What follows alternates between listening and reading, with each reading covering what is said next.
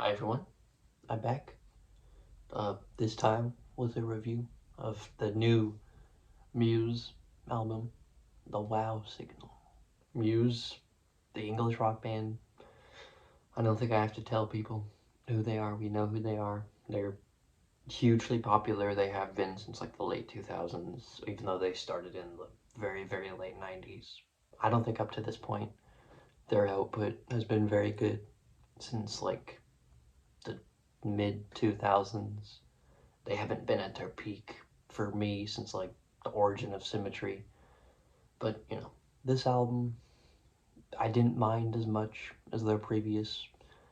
It's not Will of the People. I'm just glad it's not like that. The sound is, a very retro. There's like a cosmic vibe they're going for, which doesn't surprise me. That's kind of been their whole thing for a very long time. Even like, obviously Simulation Theory was incredibly retro. It was also not very good. The electronics feel weirdly dated. That's probably intentional because they're supposed to sound older.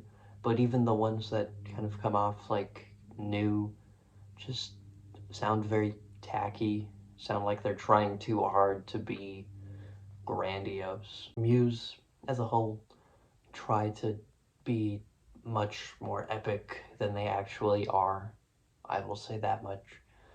The Dark Forest, the opener, the second half has these like chants that are supposed to sound really cool.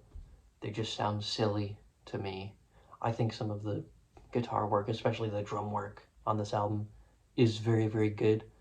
But the little inclusions like the chants and especially like symphonics and strings, they just sound ridiculous. I feel like I come off kind of unreasonably harsh, but that's just because I like to hate on Muse. I think it's hilarious because they haven't been good for very long.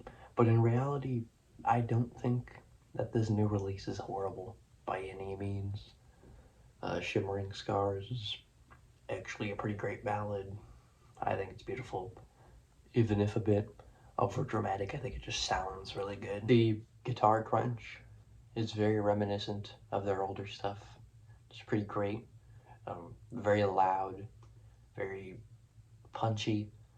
The drumming also has a lot of speed to it, a lot of swiftness. There are also some like gent breakdowns, guitar breakdowns.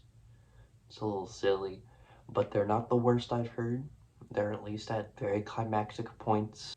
Hush has an Ellie Goulding feature that I think is actually pretty good. It doesn't surprise me that she's the kind of person to collaborate with Muse.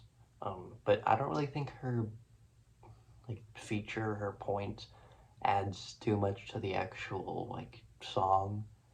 It just kind of feels very similar to what the singer was already doing. But still, I think she delivered a pretty good performance. Also, some of the electronics, especially on songs like Hexagon, sound very retro, futuristic.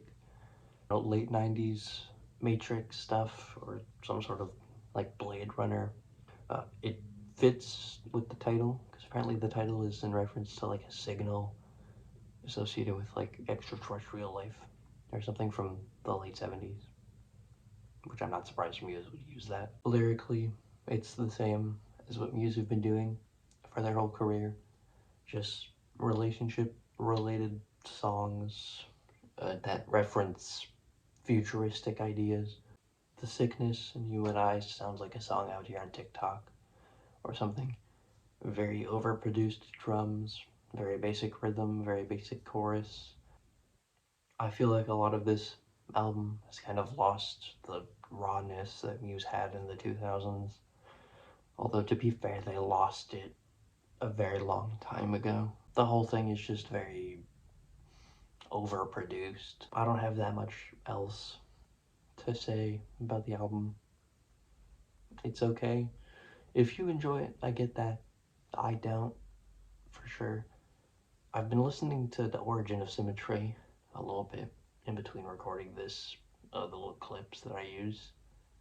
And I think it's fantastic. I don't know where that Muse went. Where did you go? To Narnia? But yeah, I'm thinking like a 5, maybe. It's just kind of in the middle for me. It's not bad. It's not good. It's right there. That's about it. See you.